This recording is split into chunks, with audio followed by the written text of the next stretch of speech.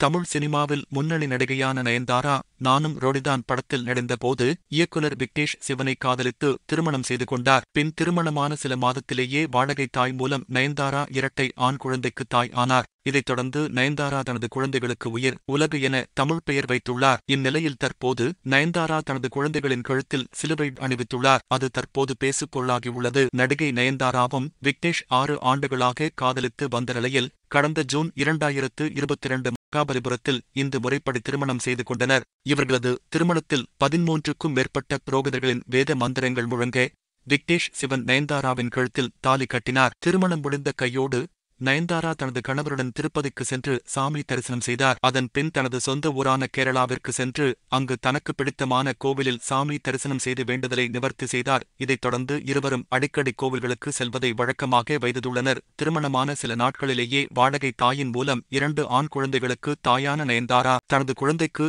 இந்து முறைப்படி உயிர் மற்றும் உலகு என இந்து பெயர் வைத்து இருக்கிறார். படப்பிடிப்பு இல்லாத நாட்களில் நயன்தாரா தனது குழந்தைகள் மற்றும் கணவருடன் இருக்கும் போட்டோக்களை பகிர்ந்து வருவதை வழக்கமாக கொண்டுள்ளனர்.